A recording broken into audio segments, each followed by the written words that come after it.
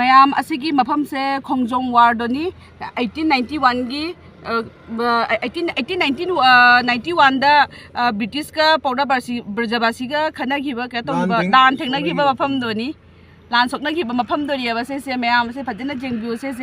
jamna nungsiba jamna keno ba mafam ni asigi gate se na ahan be second ni ba ko historical place ni historical place ni ase jamna nungsiba mafam ni se adugegi di asigi gate se na second first ni ba ko ase na second gate ni se first gate new gate ari bana som da lai jang hanjara ke mayam da se in ga out to come oirani asi se na ari memorial gate sina khongjom war memorial gate ni ase se na hanigi ari ba gate to ni ba ko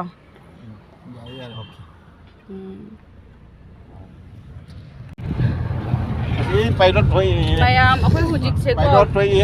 Kakching chape ki lambe na akhoi chatle ba ko ai di kai mon dei dum namchare video se adoni mayam ina imphal la lakpe gi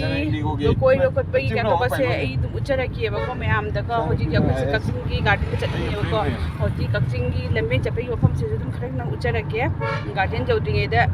yam nusi ba pham ni yengminasi mayam ko Kakching Garden mayam sigai Kakching Garden chang doi ni somda Kakching Garden dis daro mayam asiya hai ba lambi kamai to kisi bo mayam lamben budi kitang se ke to bo first time doi su sigai gi chang ay doi ang salure geta mayam asegi gate sigai ni chang doi se koi se siga ticket counter siga papa ticket lo bachangi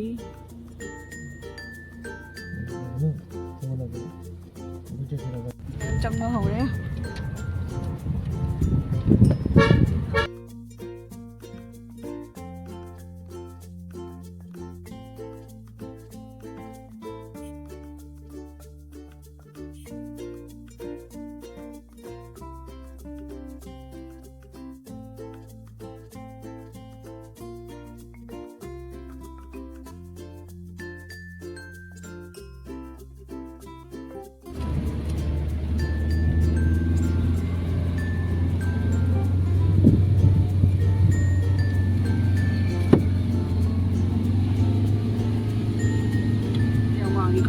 yam thi wa ma hai tamina kaya ponte da maning ha darakan koi no pai lo oi ba to oi wa ji ki dam log da bi da ka khat ro ba ma dam maning han dara dam mayam Kakching gi garden ni mathak se ga asiga ibudo pakhang bagi laising lei ba ko siga ibudo pakhang bagi laisang ni se asigi mathak ki garden se ga ching mathak se ga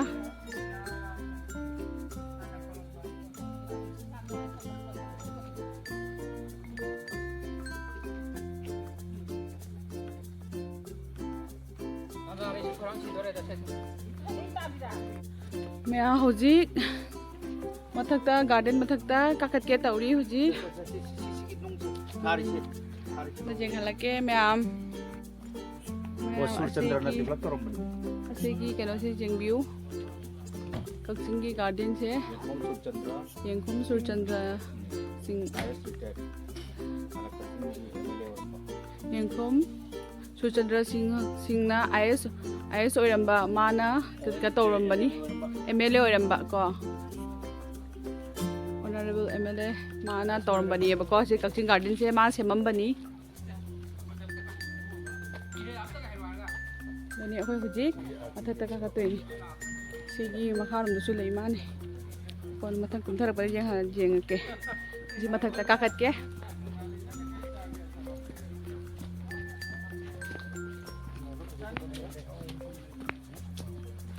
मचा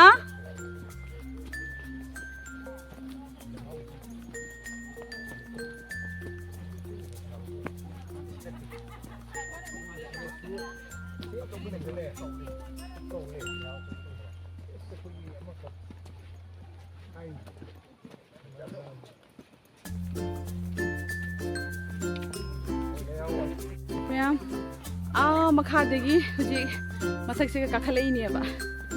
ꯑꯁ ꯁꯣꯔꯣꯄꯤ ꯍꯣꯜꯂꯤ ꯃꯈꯥꯁꯤꯒꯤ ꯀꯥꯈꯠꯂꯛꯏꯅꯤ ꯑꯗ ꯃꯐꯝꯗꯤ ꯌꯥꯝ ꯐꯖꯅ ꯐꯖꯩꯕꯣ ꯐꯖꯩ ꯃꯌꯥꯝꯅ ꯆꯦꯟꯈꯠꯂꯛꯀꯦꯀꯣ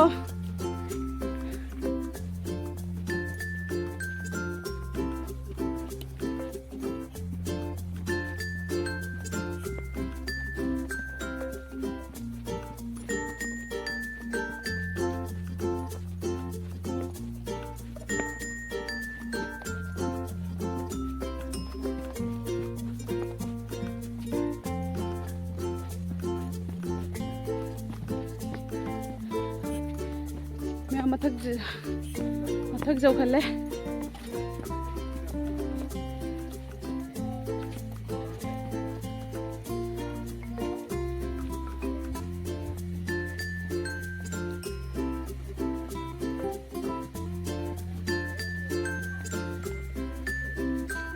सिगी मनुष्यगसु restaurant अमा Laramie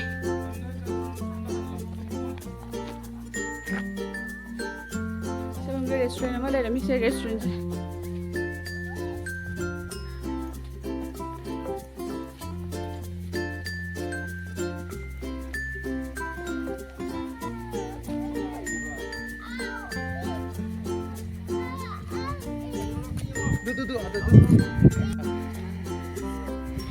video ओइना लौरे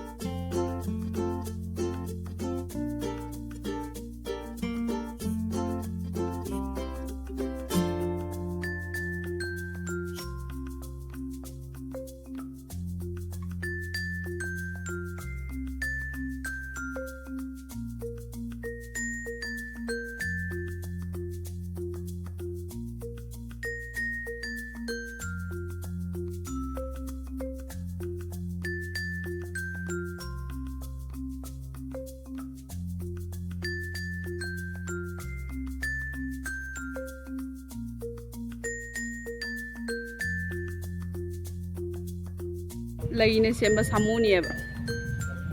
सामू यंगफम है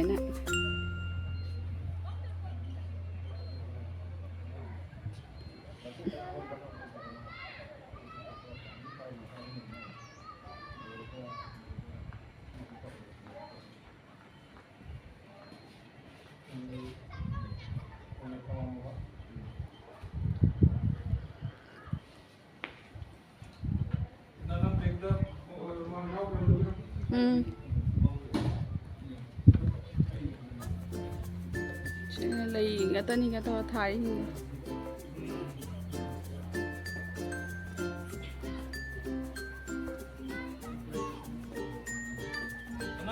ओय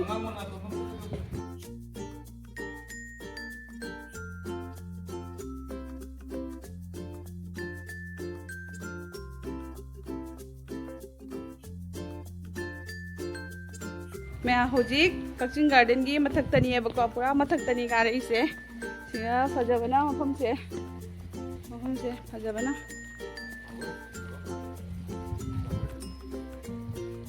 मम्मी फजबना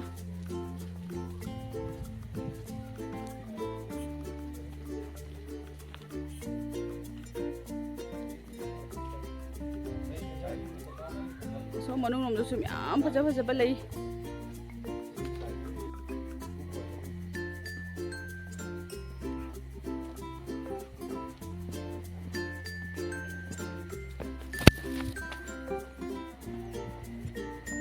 मथक सोन साइड से लेब काब ngमरोय ꯃꯥꯒꯤ ꯍꯜꯂꯛꯀꯦ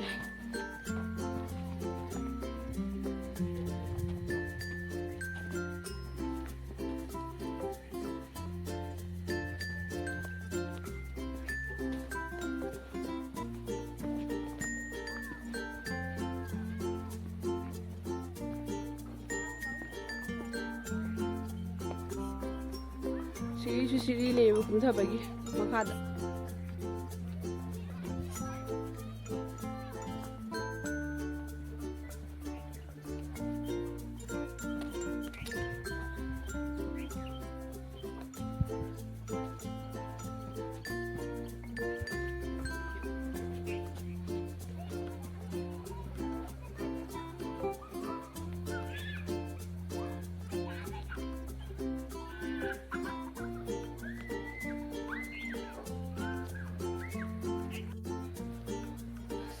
Mayam Pramoksu Lakpiuko, Sigi Mapumsiga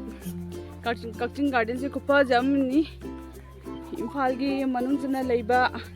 Kakching Kungi Manungda Leba Chingda Semaga Tauba Garden Yabase Yam Pazebo Apamse Yam Satina Pazay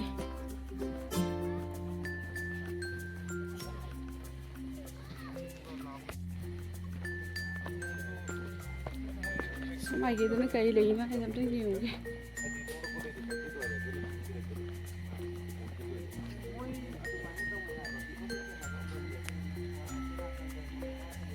papa ga papa sujit ke siga lì đấy am ta này ga papa đây am ta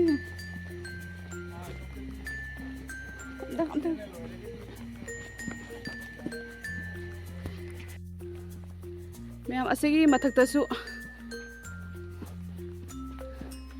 Lai Harabom,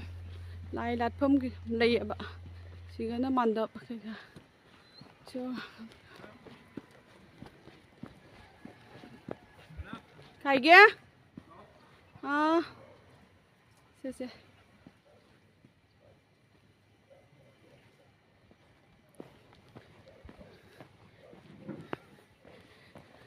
Mayam Sigala, Matalaga, Sigi restaurant chega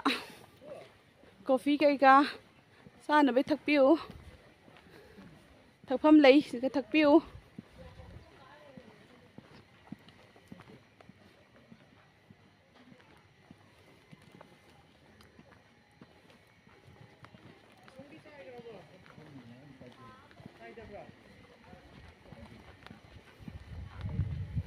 mea hoji kumtharani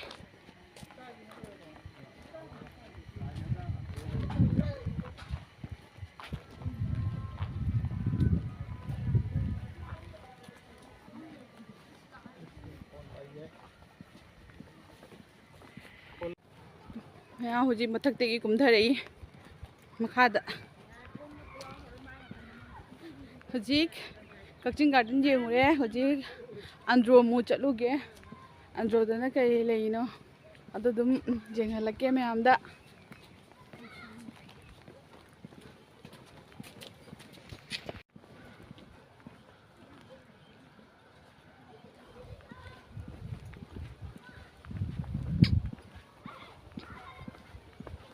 mathak to pokhalaga siga su parking to bham lay ko gari gi siga koi gari se siga parking to lay ni sai kakhalak pana siga gi kakhalak pani de kumthar gi bana koi ason sai to kumthar garani ba so on da exit to rani sigi jaga dai kakhalak pana koi siga kakhalak pani ba gari se mathak siga pukhalak pani Toki bana asum sai te thok rani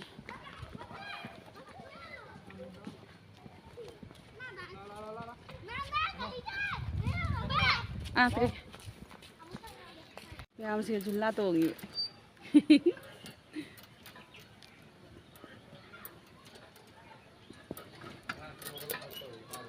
Thiga tong man nungai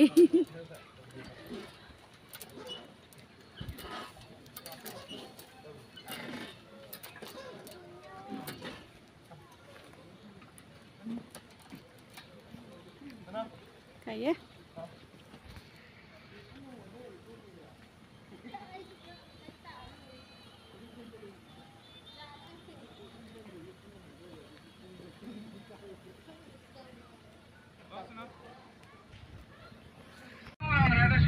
Patra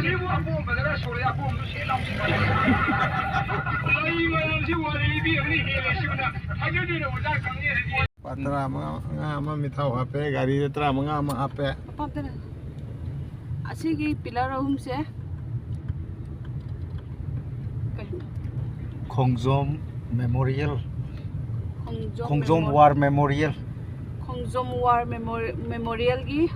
pilar ni ase ahum se. Mafam asida Pauna Brajavasi gi aroiba yahip tanki. Akoni moi gari changan daw mali ni. Ngako. Gari changan daw mali. Nanti parking area di I. Acha. Yani yan. Ticket counter. Gari thawbe ya dab chalam tangsi. Thau golo. Dan. Ma'am Sumna sumchang mi aina.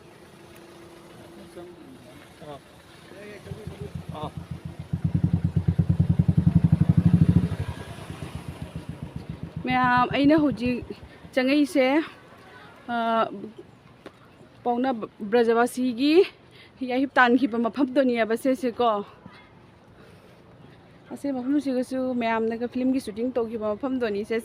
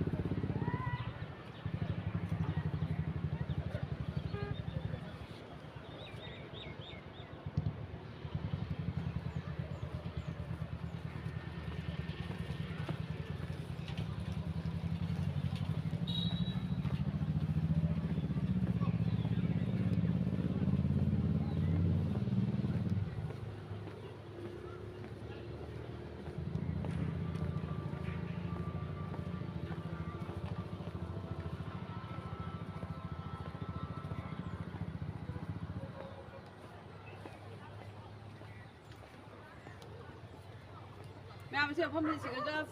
film shooting gi to hi aba mi ma'am film shooting ga tongna bane ba se mafam se film daga jaw bane ba isai makhat daga adoi mafam do ni se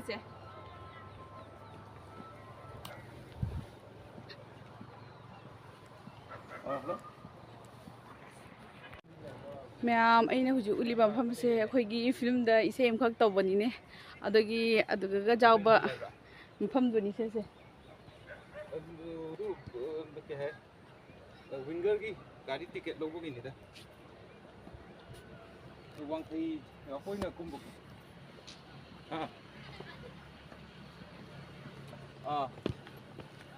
Wang thai doran pro. Se Khongjom War Memorial Complex.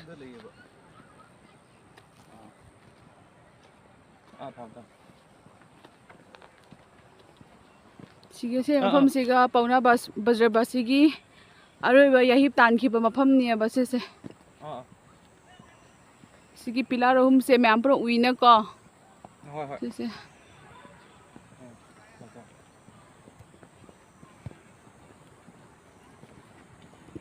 mafam ni yam phajai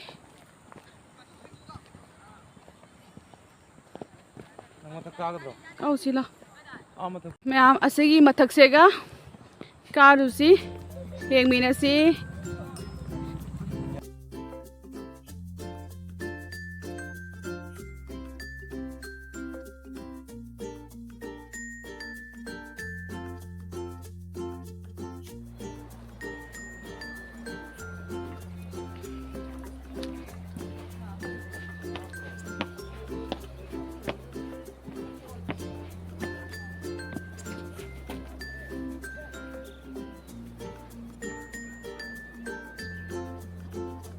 kari mayang no I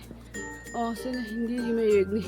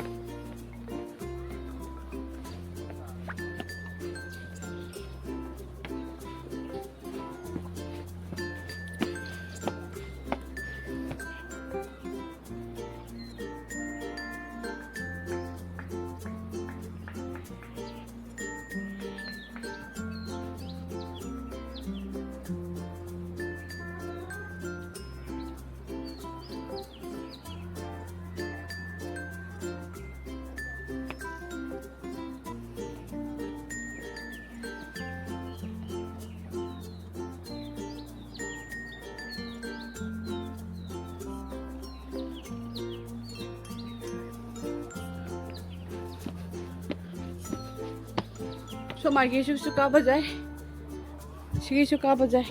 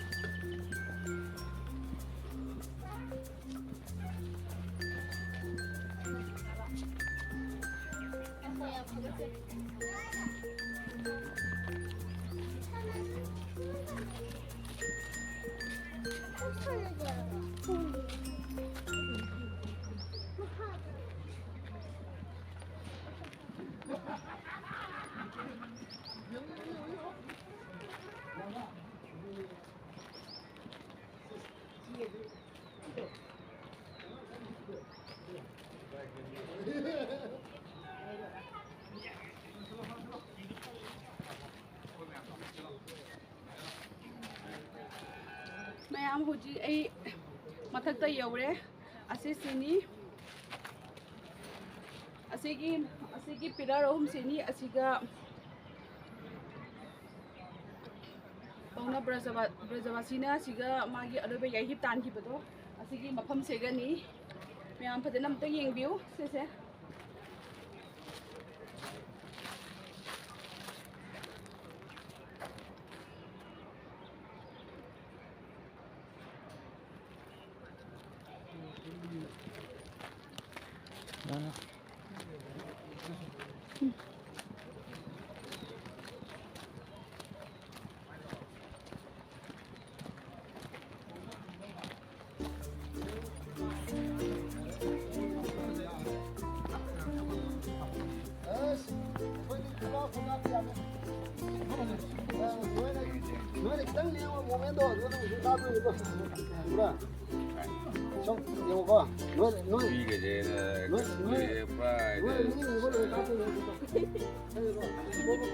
Sabi dam na.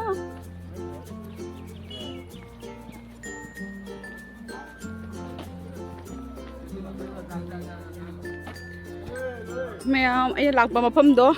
sigagi ese makha sigagi lakpa ni ba agi gate sigagi asigi gate sigagi lakpa ni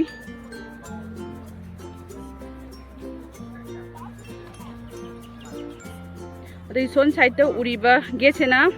first ki gate ni ba ko ahambada asigi gate se ni ba nato me se adu mathang da sigagi second ki gate se ni ba sari se sigagi main oina chang pani ba hujikti ko doni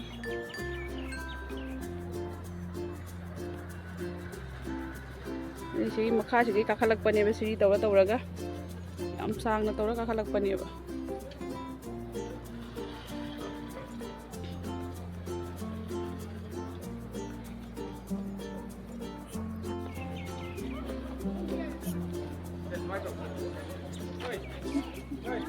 photo में तुम कोई नहीं से मथक से कान ले रे ai du ma'am आई हुजिक कुमधरानी हुजिक मथक सिगेगी